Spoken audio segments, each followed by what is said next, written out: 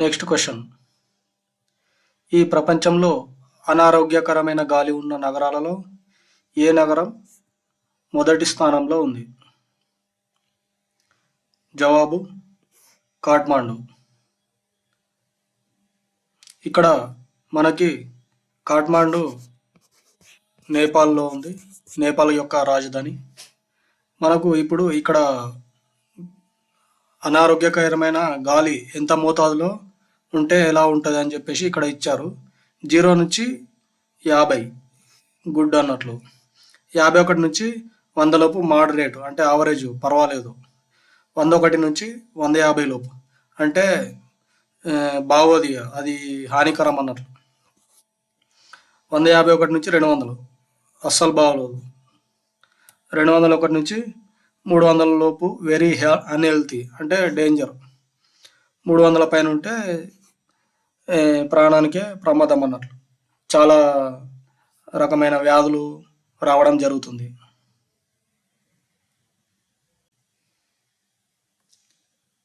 Next question. 2024 ఇండియాలో నిరుద్యోగ శాతం ఎంతవరకు తగ్గింది? జవాబు 6.7%. National sample survey office NSSO ప్రకారం మార్చి 2024లో ముగిసిన త్రైమాసికంలో పట్టణ నిరుద్యోగత రేటు 6.7%గా ఉంది. ఇక్కడ మనకి కొన్ని లిస్ట్ ఇచ్చారు. ఇది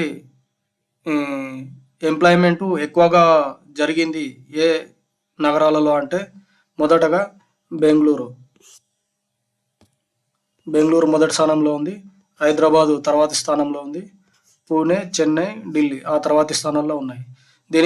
దీనికి గల కారణాలు ఏంటంటే IT సెక్టారు, మళ్ళీ రియల్ ఎస్టేట్ సెక్టార్లో గ్రోత్, ఈ 2 సెక్టార్లలో గ్రోత్ చాలా బాగా ఉండి ఎంప్లాయ్మెంటు పెరిగింది అన్నట్లు. ఎంప్లాయ్మెంట్ పెరగడం వల్ల నిరుద్యోగత శాతం తగ్గింది. Next question. The Centre for World University rankings 2024 నివేదిక ప్రకారం భారతదేశంలో యూనివర్సిటీ మిగతా వాటి కంటే మెరుగైన ప్రదర్శన కనబరిచింది. Indian Institute of Management Ahmedabad, చాలా జాగ్రత్తగా గుర్తుపెట్టుకోండి, Ahmedabad Indian Institute of Management Ahmedabad. ఇది the Centre for World University ర్యాంకింగ్స్లో నివేదిక ప్రకారం భారతదేశంలో మొట్టమొదటి జాబితాలో ఉంది. Indian Institute of Ahmedabad. ఈ నివేదిక ఎవరు ఇచ్చారంటే సిడబ్ల్యూఆర్ అంటే the Centre for World University Rankings అనే సంస్థ ఈ ర్యాంకింగ్స్ ఇవ్వడం జరిగింది. Here is the list of top Indian universities as ranked in the CWR అంటే ఇండియాలో ఈ సర్వే ఇచ్చిన నివేదిక ప్రకారం టాప్లో ఉన్న యూనివర్సిటీల లిస్టు ర్యాంకు ప్రకారం 10 యూనివర్సిటీలు ఇవ్వడం జరిగింది.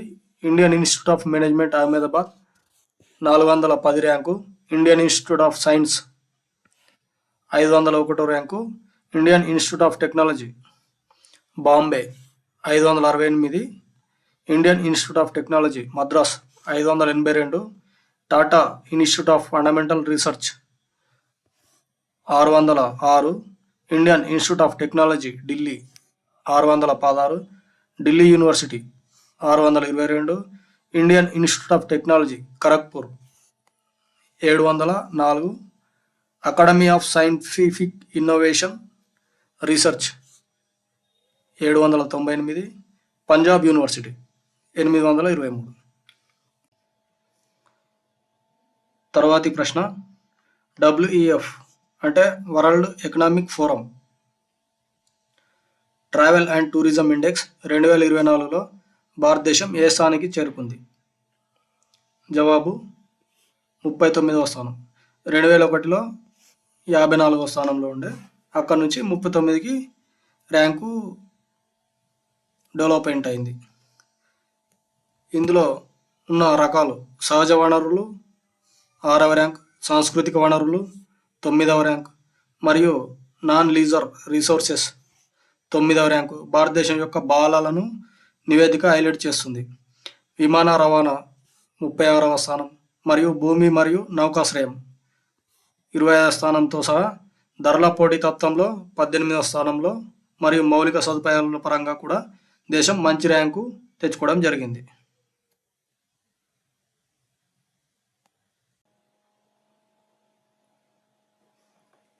మన తర్వాతి ప్రశ్న, శాట్ ప్రెసిడెంట్ అధికారిగా ఎవరు నియమితులయ్యారు?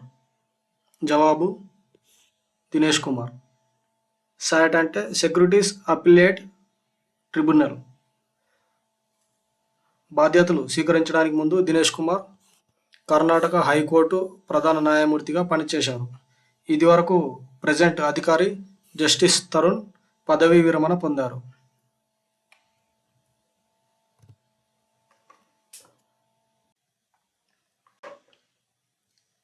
నేషనల్ జూట్ బోర్డ్ కార్యదర్శిగా ఎవరు నియమితులయ్యారు? Shashibhushan Singh. Shashibhushan Singh Indian railway traffic service అధికారి. కేంద్ర ప్రభుత్వం ఆమోదించిన ఈ నియామకం 5 సంవత్సరాల కాలం వరకు ఉంటుంది. నేషనల్ జూట్ బోర్డ్ కార్యదర్శిగా శశిభూషణ్ నియమితులయ్యారు. గుర్తుపెట్టుకోండి. హెచ్డిఎఫ్సి బ్యాంక్ పార్ట్ టైం చైర్మన్గా ఎవరు నియమితులయ్యారు? గుర్తుపెట్టుకోండి, పార్ట్ టైం అతాను చక్రవర్తి. ఈ నియామకానికి ఆర్బీఐ ఆమోదం తెలిపింది. హెచ్డిఎఫ్సి బ్యాంక్ పార్ట్ టైం చైర్మన్గా అతాను చక్రవర్తి నియమితులయ్యారు. యూనిసెఫ్ ఇండియా జాతీయ రాయబారిగా ఎవరు నియమితులయ్యారు? జవాబు Kareena Kapoor.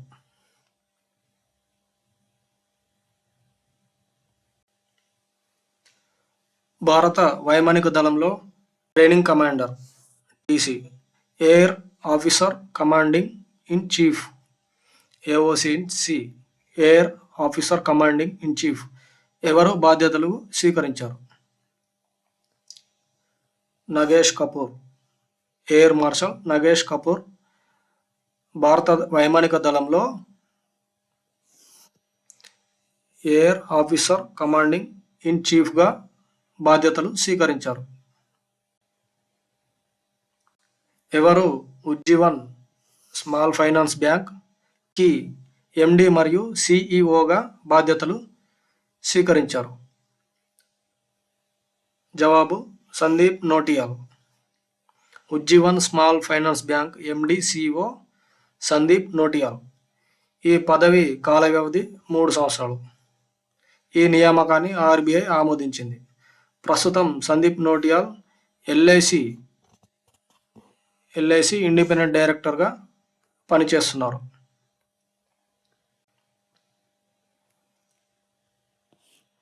Visa company India మేనేజర్గా ఎవరిని నియమించింది? సుజయ్ రైనా. గుర్తుపెట్టుకోండి, వీసా కంపెనీ పేమెంట్స్ చేస్తాయి కదా మన డెబిట్ కార్డ్స్ పైన వీసా అని రాసి ఉంటుంది. సో ఆ కంపెనీకి పేమెంట్స్కి సంబంధించిన కంపెనీకి సుజయ్ రైనా కొత్తగా ఇండియా మేనేజర్గా నియమితులయ్యారు. ఆయుష్ మంత్రిత్వ శాఖలో డైరెక్టర్గా ఎవరు నియమితులయ్యారు? జవాబు Subodh Kumar IAS.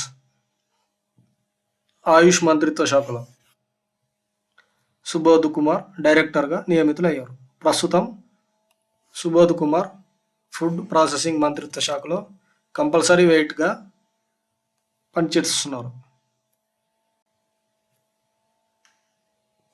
IRDAI HDFC life చైర్మన్గా ఎవరిని నియమించింది?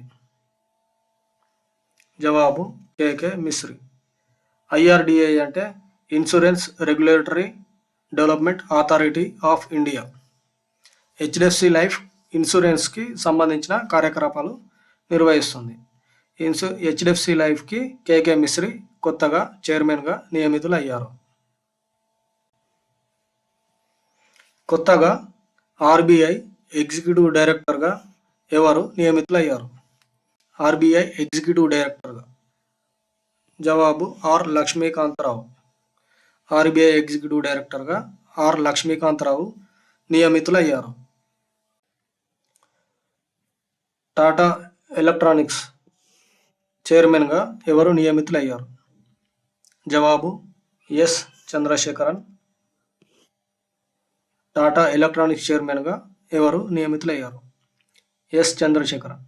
బన్వాలి అగర్వాల్ స్థానంలో ఎస్ చంద్రశేఖరన్ నియమితులయ్యారు. బన్వాలి అగర్వాల్ స్థానంలో ఎస్ చంద్రశేఖరన్ టాటా ఎలక్ట్రానిక్స్ చైర్మన్గా నియమితులయ్యారు.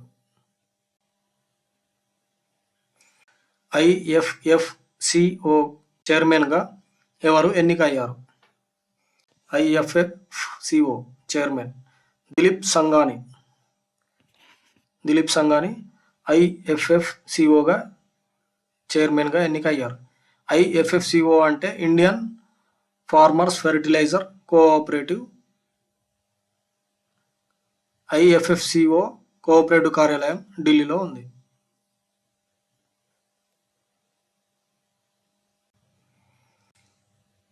సుప్రీంకోర్టు బార్ అసోసియేషన్ అధ్యక్షుడిగా సుప్రీంకోర్టు బార్ అసోసియేషన్ అధ్యక్షుడిగా ఎవరు ఎన్నిక అయ్యారు? జవాబు కపిల్ సిబల్. కపిల్ సిబల్ ఇంతకుముందు కాంగ్రెస్ పార్టీలో పనిచేసి సుప్రీంకోర్టు బార్ అసోసియేషన్ అధ్యక్షుడిగా ఎన్నిక అయ్యారు. సిబిఐ అడిషనల్ డైరెక్టర్లుగా ఎవరు నియమితులయ్యారు? సిబిఐ అడిషనల్ డైరెక్టర్లుగా ఎస్ వేణుగోపాలన్ మరియు ఏవైవి కృష్ణ. ఎస్ వేణుగోపాలన్ మరియు ఏవైవి కృష్ణ సిబిఐ అడిషనల్ డైరెక్టర్లుగా నియమితులయ్యారు. సిబిఐ అంటే సెంట్రల్ బ్యూరో ఆఫ్ ఇన్వెస్టిగేషన్. మీ అందరికీ తెలిసే, ఈ మధ్యలో చాలాసార్లు విన్నారు కూడా. ఐడిఎఫ్సి ఫస్ట్ బ్యాంక్ పూర్తికాల డైరెక్టర్గా ఎవరు నియమితులయ్యారు? పూర్తికాల డైరెక్టర్గా ఐడిఎఫ్సి ఫస్ట్ బ్యాంక్కి Pradeep Natarajan. Pradeep Natarajan IDFC first bank పూర్తి కాలానికి డైరెక్టర్గా నియమితులయ్యారు. ప్రదీప్ నటరాజ నియామకానికి ఆర్బీఐ ఆమోదం తెలిపింది. ఈ పదవి యొక్క కాల వ్యవధి 3 సంవత్సరాలు. భారత పరిశ్రమల సమాఖ్య భారత పరిశ్రమల సమాఖ్య అధ్యక్షునిగా ఎవరు ఎన్నికయ్యారు? జవాబు సంజీవ్ పూరి. సిఐఐ అధ్యక్షునిగా సంజీవ్ పూరి ఎన్నికయ్యారు. Confederation of India Industry. BARC BARC India managements science and analytics కొత్త చీఫ్గా ఎవరు నియమితులయ్యారు? జవాబు Bikramjit Chaudhary. BARC India management science and analytics కొత్త చీఫ్గా బిక్రమ్జిత్ చౌదరి ఎన్నికయ్యారు. బార్క్ అంటే Broadcast Audience Research Council. BARC Broadcast Audience Research Council కొత్త chief Bikramjit Chaudhary. International Aluminium ఇన్స్టిట్యూట్కి వైస్ చైర్మన్గా ఎవరు నియమితులయ్యారు? జవాబు Jos Sloven. Jos Sloven International Aluminium ఇన్స్టిట్యూట్కి వైస్ చైర్మన్గా ఎన్నికయ్యారు.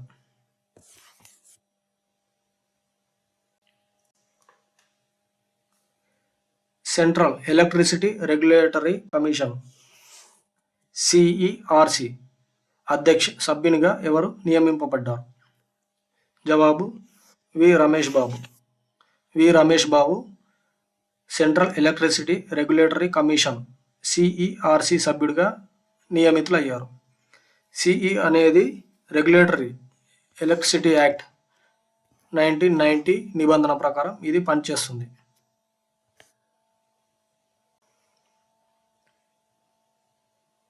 ఇండియా ఫస్ట్ లైఫ్ ఇన్సూరెన్స్ యొక్క ఎండి మరియు సిఇఓగా ఎవరు నియమితులయ్యారు?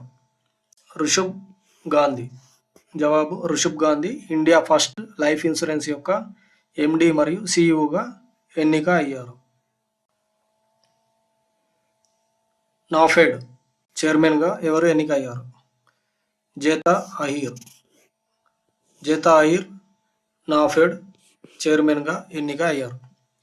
నాఫెడ్ అంటే National Agriculture Cooperative Marketing Federation of India.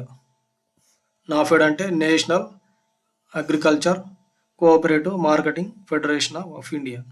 అగ్రికల్చర్కి సంబంధించినది. నాఫెడ్ చైర్మన్గా జేతా Ahir ఎన్నుకోబడ్డారు.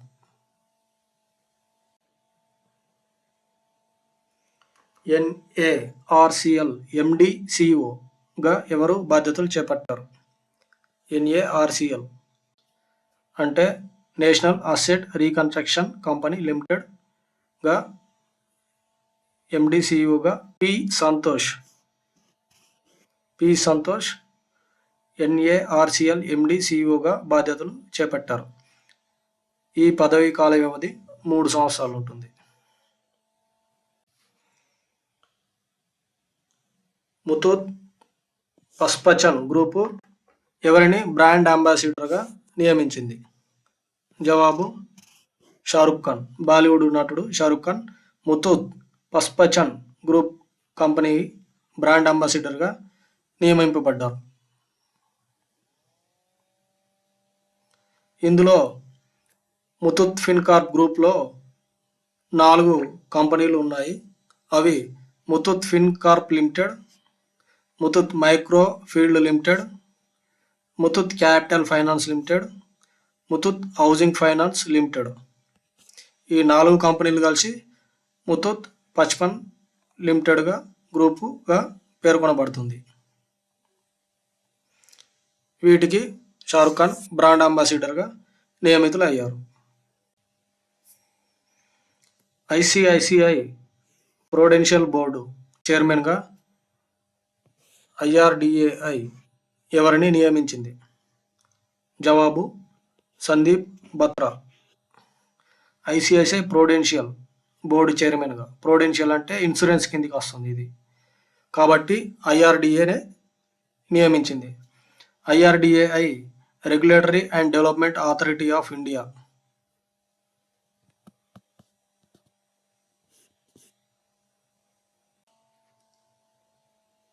Staff selection commission SSC చైర్మన్గా ఎవరు నియమితులయ్యారు? జవాబు Rakesh Ranjan. Staff selection commission చైర్మన్గా ఎవరు నియమితులయ్యారు అంటే రాకేష్ రంజన్ నియమితులయ్యారు. మనం ఇప్పుడు కరెంట్ అఫైర్స్లో అవార్డుల గురించి తెలుసుకోబోతున్నాం.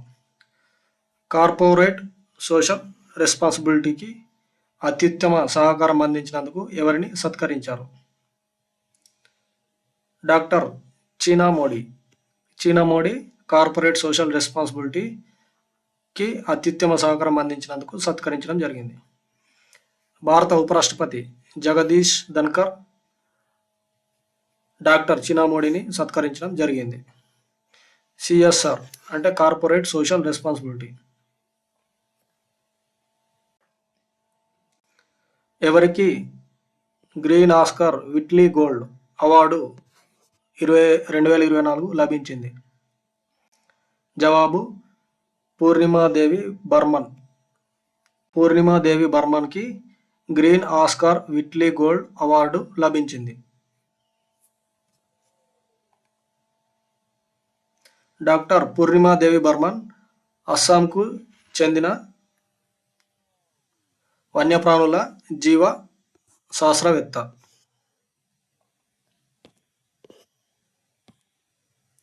గ్రేటర్ అర్జెంట్ కొంగ మరియు దాని ఆవాసాలను రక్షించే లక్ష్యంతో పనిచేసినందుకు ఈ అవార్డు లభించింది. గ్రేటర్ అర్జెంటన్ కొంగ అస్సాం భాషలో హర్గిలా అని కూడా పిలుస్తారు. హర్గిలా. యునెస్కో గిల్మారో కానో ప్రైజ్ ఎవరికి ప్రదానం చేయడం జరిగింది? గజాలోని పాలస్తీనా జర్నలిస్టులకి యునెస్కో గిల్మారో కాసో ప్రైజ్ ప్రదానం చేయడం జరిగింది. గజాలోని పాలస్తీనా జర్నలిస్టులకి. ఎందుకంటే అక్కడ యుద్ధం జరుగుతుంది కాబట్టి ప్రతి ఒక్క టాపిక్ని, అక్కడ జరిగే దృశ్యాలని కళ్ళకు కట్టినట్లు ధైర్యంగా మీడియా ముందు, ప్రజల ముందు ఉంచడం జరుగుతుంది. కాబట్టి వాళ్ళు చేసే సాహసానికి ఈ అవార్డు లభించింది. యునెస్కో ప్రస్తుత డైరెక్టర్ జనరల్ అగ్రి అజాలే యునెస్కో ప్రస్తుత డైరెక్టర్ జనరల్. 6వ అంతర్జాతీయ వార్తాపత్రికల రూపకల్పనలో ఎవరిని అవార్డు వరించింది? 6వ అంతర్జాతీయ వార్తాపత్రికల రూపకల్పన. జవాబు ది హిందూ.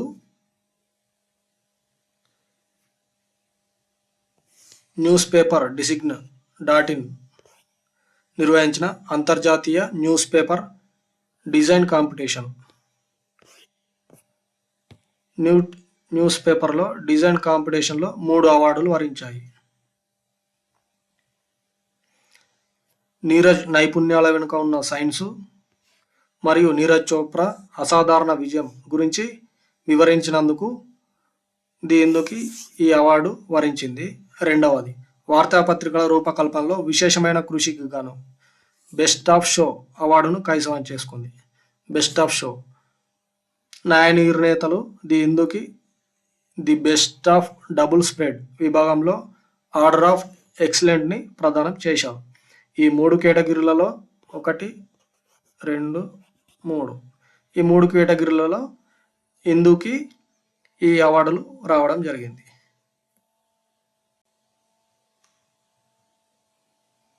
ఎవరికి మెక్గిల్ విశ్వవిద్యాలయం గౌరవ డాక్టరేట్ను ప్రదానం చేసింది?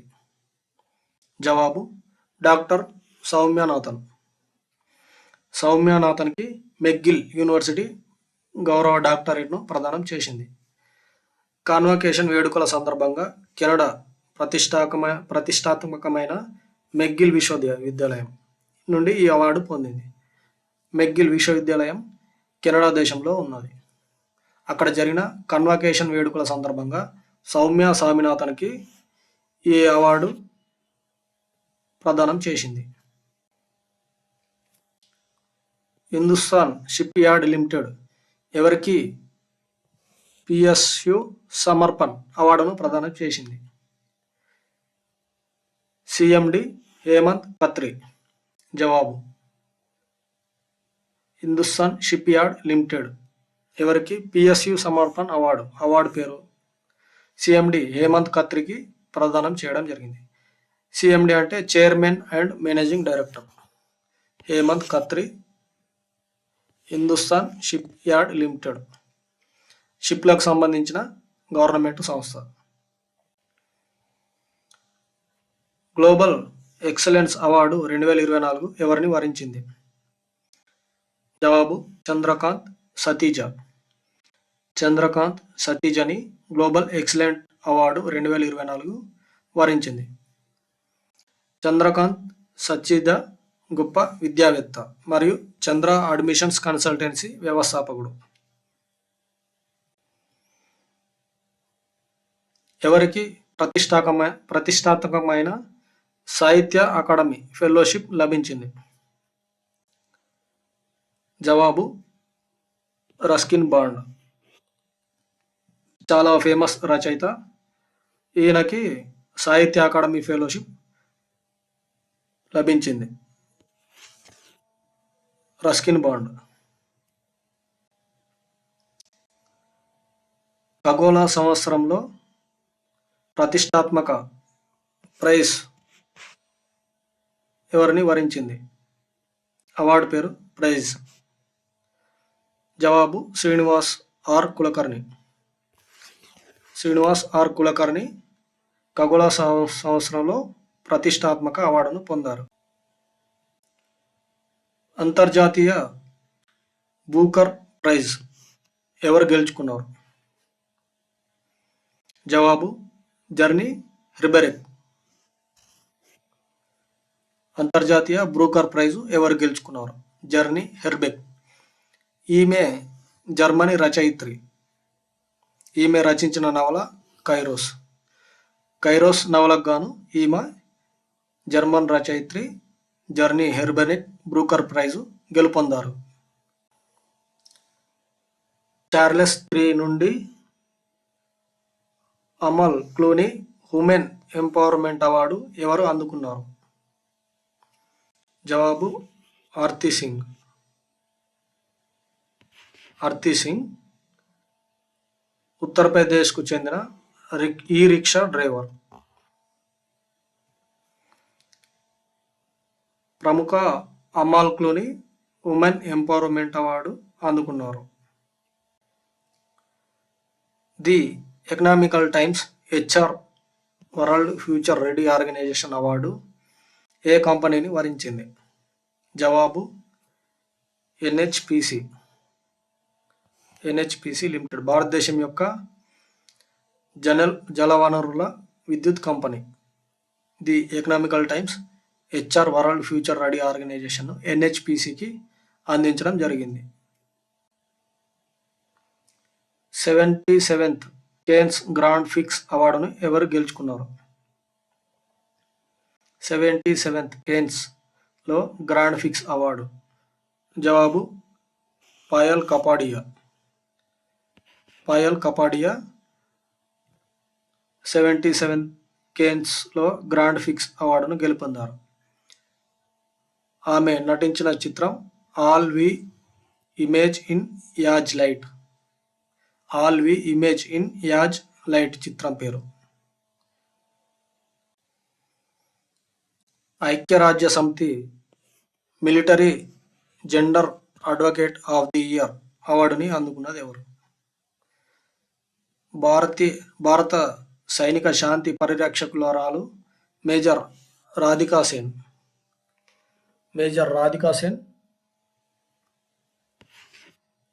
Gender advocate of the year అవార్డుని ఐక్యరాజ్య సమితి మిలిటరీ నుండి అందుకోవడం జరిగింది. వరల్డ్ సస్టైనబుల్ డెవలప్మెంట్ సమ్మిట్లో వివిధ విభాగాల్లో మన ఇండియాకి చెందిన గవర్నమెంట్ కంపెనీలు అవార్డులు వరించడం జరిగింది. అందులో సస్టైనబుల్ గవర్నమెంట్ ఛాంపియన్స్ విభాగంలో NHPC, కార్పొరేట్ రెస్పాన్సిబిలిటీ విభాగంలో గేల్ ఇండియా లిమిటెడ్, వ్యాపారంలో సర్క్యులారిటీ ప్రోత్సహించడం విభాగంలో భారత petroleum corporation limited, climate action champion విభాగంలో NTPC, editors choice sustainability champions విభాగంలో ప్రముఖ కంపెనీలు అవార్డును వరించడం జరిగింది. EIL engineers India limited, HPCL Hindustan petroleum, NMDC national mineral development corporation, oil India limited, power grid corporation of India, NFL national fertilisers limited, ONGC oil and natural gas corporation, REC rural electrification corporation. ఈ కంపెనీలు ఈ విభాగాల్లో అవార్డులను గెలుచుకోవడం జరిగింది. ఇది world sustainable development summit న్యూఢిల్లీలో జరిగింది.